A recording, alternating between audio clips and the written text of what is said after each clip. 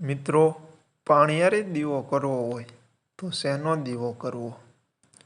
પાણિયારે દીવો કરવો હોય તો કોનો અને કયા દેવનો દીવો કરવો? પાણિયારે દીવો કરવાથી શું લાભ થાય? મિત્રો, આજનો માણસ સુખ શાંતિ પાછળ ભાગતો હોય છે. ઘરમાં શાંતિ રહે તે માટે તે સતત સફળતાની કોશિશ કરતો હોય છે. પણ મિત્રો, જો તમારા ઘરનું વાતાવરણ જ અશાંત હોય, કંકાસ હોય, ઘરમાં ઝઘડા હોય, ભાઈમાં, બહેનમાં, માતા પિતામાં, કુટુંબમાં એકબીજાના મન મળતા ન હોય અને ઘરમાં અશાંતિ હોય, ધંધો ના ચાલે, કોઈ જગ્યાથી આવક ના આવે, સગા વહાલામાં સામાજિક ક્ષેત્રે, વ્યાપાર ક્ષેત્રે તમને કોઈ દુશ્મન હોય, કોર્ટ કચેરીના પગલાં હોય, તમે બધી જગ્યાએથી ફસાયેલા હોય, આવું બધું આપણા જીવનમાં ઘણી બધી મુશ્કેલીઓ આવ્યા કરે છે. અને આ બધી મુશ્કેલીઓમાંથી, ઘરના કંકાસમાંથી, તમારે દુશ્મનોમાંથી, કોર્ટ કચેરીમાંથી, ધંધામાં સારી પ્રગતિ કરવી હોય અને તમારા બાળકોના સારા લગ્ન થાય, તમારું ઘર સુખ શાંતિથી ભરાઈ જાય, તો મિત્રો, આવો આપણે આ વિડીયોમાં તમને પ્રાપ્ત મળેલી માહિતી મુજબ હું તમને પાણિયારે દીવો કરવાથી શું લાભ થાય અને કોનો દીવો કરવો તે હું જણાવવાની કોશિશ કરું છું. તો મિત્રો, અમારી આ ગુજ્જુ ધમાકા ચેનલમાં જો તમે પહેલી વાર જોઈ રહ્યા હોય તો ચેનલને સબસ્ક્રાઈબ કરવા વિનંતી કરું છું. અને કોમેન્ટ બોક્સમાં તમારા કુળદેવતા અને કુળદેવનું નામ અવશ્ય લખજો. મિત્રો, એવી આશા રાખું છું કે આપ સર્વે મિત્રો હેમખેમ સર્વ કુશળ મંગળ રહો તેવી ભગવાન અને માતાજીને પ્રાર્થના કરું છું. અને આ વિડીયોની માહિતી તમે તમારા સ્નેહીજનોને શેર કરવા વિનંતી કરું છું. મિત્રો, પાણિયારે દીવો તમારા પૂર્વજોનો કરવો. સૌપ્રથમ માટીનું કોડિયું લેવું. જ્યાં તમારા ઘરમાં પાણિયારે હોય, જ્યાં પીવાનું માટલું હોય, તે પાણિયારે સ્વચ્છ રાખવું અને માટીના કોડિયામાં તેલ લેવું. એવું નથી કે તમે કોઈ પણ તેલ લો. સરસવનું તેલ લો કે તમે સિંગ તેલ લો. કોઈ પણ પ્રવાહી તેલ તમે લઈ શકો છો.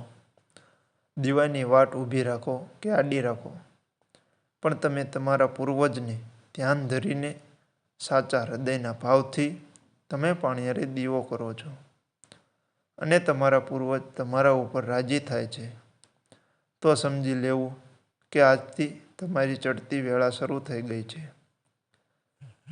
પાણિયારે દીવો કરવાનો એક જ અર્થ છે. આ દુનિયામાં જો સૌથી મોટામાં મોટા દેવ હોય તો આપણા પૂર્વજ છે. આપણા મા બાપ, પૂર્વજ રાજી હોય તો જ બીજા બધા દેવ રાજી હોય. એટલે જ આપણે કહીએ છીએ કે આપણા ઘરમાં જ સંપ હોય, એકતા હોય, આપણું કુટુંબ સારું હોય, ભાઈ બહેનનો પ્રેમ હોય, ભાઈ ભાઈનો પ્રેમ હોય, અણબનાવ ના હોય અને જો બધા હળી મળીને સુખ શાંતિથી રહેતા હોય તો આપણે ગમે તે જગ્યાએ લડી લઈએ. કહેવાય છે ને કે સાવરણી એક હોય તો ઘરનો કચરો સાફ કરે, પણ સાવરણી કદાચ અલગ પડી જાય તો તે ખુદ કચરો બની જાય. એટલા માટે એકતા રાખવી, હળી મળીને રહેવું, સંપથી રહેવું, એકબીજાના વિચારો શુદ્ધ રાખવા, વાણીમાં શુદ્ધ વાણી બોલવી, વાણીમાં વર્તન વ્યવહાર સારો હોવો જોઈએ, બાળકોને સંસ્કાર સારા આપવા જોઈએ, વડીલો પ્રત્યે માન, ગુરુ પ્રત્યે આદર અને બની શકે તો યોગ્ય યથાશક્તિ કોઈને દીક્ષિતને, સાધુ સંતોને દાન આપવું જોઈએ, કોઈને મદદ કરવી જોઈએ, ગાયને ઘાસ આપવું જોઈએ, કૂતરાને રોટલી ખવડાવવી જોઈએ, ચકલાઓને ચબૂતરો અને પક્ષીઓને ચણ એટલે કે અનાજ, કોઈ જુવાર છે, ચોખા છે, બાજરી છે, આ ચણ નાખવું જોઈએ. યથાશક્તિ બની શકે તો ધર્મ કરવો જોઈએ. તમારા પિતૃઓના નામથી આવું બધું કરવાથી તમારું કર્મનું પાથું બંધાય છે અને જે તમારા ઉપર મુશ્કેલી આવી હોય તે ધીમે ધીમે નાશ થાય અને તમે ધીમે ધીમે સફળતાના માર્ગે આગળ વધો છો. જેવું કરો તેવું ભરો અને વાવો તેવું લણો. કર્મનું ભાથું જ મહાન છે. પાણીયારે જે દીવો કરો અને તમારા પિતરો રાજી થાય તો સમજી લેવું કે તમારી ચડતી વેળા શરૂ થઈ ગઈ છે. મિત્રો, પિતૃ રાજી થાય એટલે કુળદેવી રાજી થાય, ઈષ્ટ દેવી દેવતા રાજી થાય, તમારા ગુરુજનો, તમારા વડીલોના આશીર્વાદ લેવા. આ બધા સત્કર્મો કરવાથી તમારું જીવન મંગલમય, આનંદમય અને સુખમય બની જાય છે. મિત્રો, પાણીયારે તમે દીવો કરો એ પહેલાં સવારે વહેલા ઊભા થઈ નાહી ધોઈને સ્વચ્છ કપડાં ધારણ કરી લેવા જોઈએ. પાણીયારે દીવો કરો તે વખતે તમારા અંદર જેવો ભાવ હોય એવા જ પિતૃ તમારા ઉપર રાજી થાય. એટલા માટે સાચા હૃદયથી, સત્યનિષ્ઠ ભાવથી હંમેશા પૂર્વજોની, કુળદેવીની પૂજા કરવી. કોઈ પણ કાર્યમાં સાચી નીતિ રાખવી, ધર્મના માર્ગે રહેવું.